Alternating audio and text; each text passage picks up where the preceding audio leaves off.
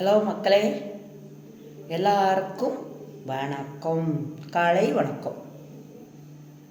வாங்க மக்களை, வீடியோக்குள்ளே போகலாம். அப்புறம் மக்களே,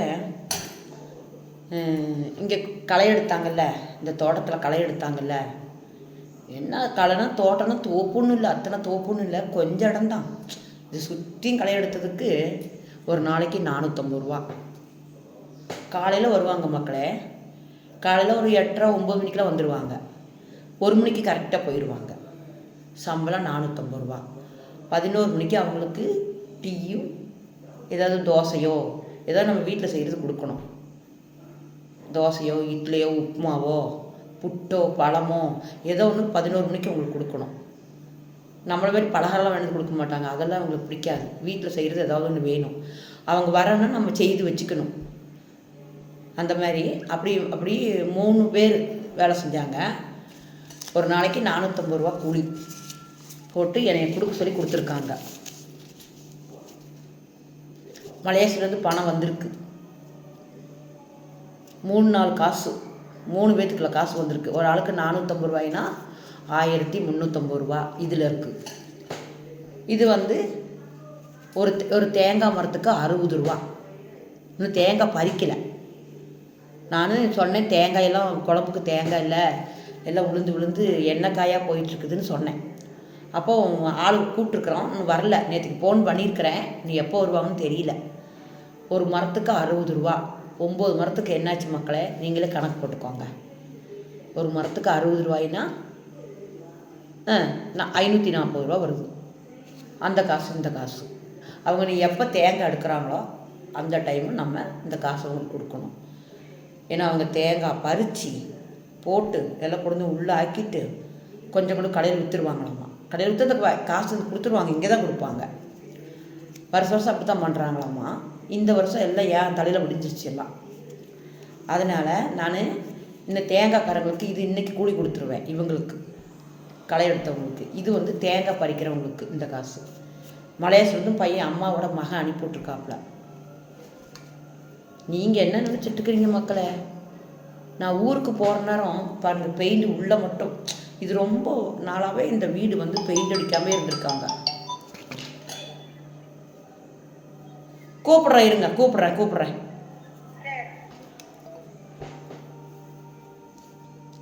என்னங்க மக்களே, அப்புறம் இந்த வீடு ரொம்ப வருஷமாகவே பெயிண்ட் அடிக்காமல் இருந்திருக்காங்க.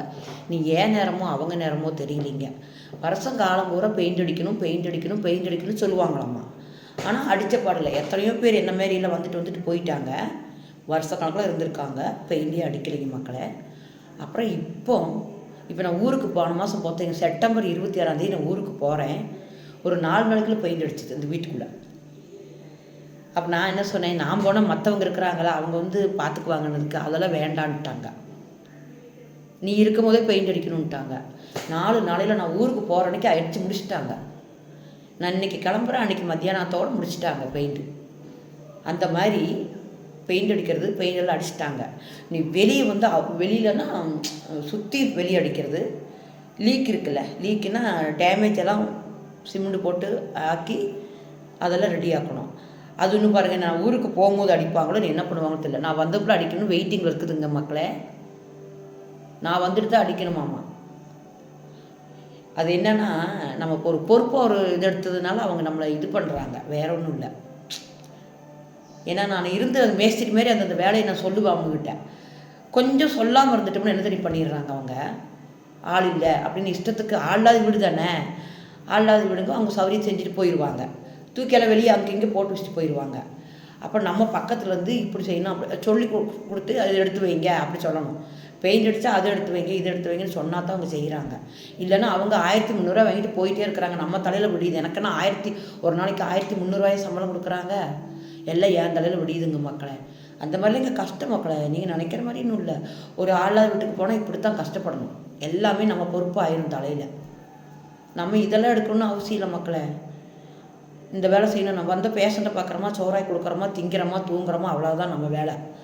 ஆனால் நான் எல்லா வேலையும் பிடிச்சிட்டேன். இப்போ மாவளி சோறுங்கிறாங்க பார்த்தீங்களா, அங்கே போய் ஜாமான் வாங்கிட்டு வந்துட்டேன். ரேஷன் கடைக்கு நான் போயிட்டு வந்துட்டேன். நான் இன்னும் போயிட்டுன்னா எல்லாம் முடங்கி போயிடும். எல்லாமே யாரும் வாங்குறதுக்குள்ள ஆள் இல்லை. வரவங்களாம் இவ்வளோ அதிகமாக செய்ய மாட்டாங்க. அப்படிலாம் இருக்குது மக்களே. இங்கே இந்த வீட்டில் வந்து அப்படிலாம் நடக்குது. வீட்டுக்காரங்க வந்து எல்லாம் என் தலையில் பிடிச்சிட்டாங்க. வேற ஒன்றும் இல்லை, ஆள் இல்லாத வீடுனாலும் என்கிட்ட விட்டுட்டாங்க. இந்த வீட்டுக்காரங்க வந்து 3 கோடிக்கு வீடு கட்டியிருக்கிறாங்க எங்கள் கண்ணூரில்.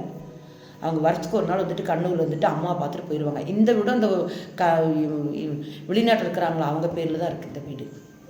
ஆனால் மகங்கள்லாம் வந்து பார்ப்பாங்க. அம்மாவோட மகன், ஃபஸ்ட்டு மகன், 2வது மகன் எல்லாம் வந்து பார்த்துட்டு செலவுக்கெல்லாம் காசு கொடுத்துட்டு அம்மா பார்த்துட்டு போவாங்க.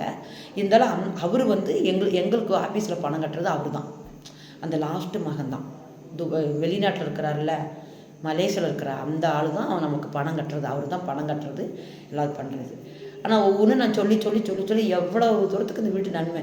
நம்ம ஒரு நல்லது செஞ்சோம்னா மக்களை நமக்கும் ஒரு நல்லது நடக்கும் இல்லைங்களா? நான் நல்லதே செஞ்சுருக்கேன், எனக்கு நல்லதே நடக்கட்டும் இல்லைங்களா மக்களே? பாய் மக்களே. இந்த வீடியோ பிடிச்சோம் லைக் பண்ணுங்கள் மக்களே, ஷேர் பண்ணுங்கள், சப்போர்ட் பண்ணுங்கள். பாய் மக்களே. ஓகே.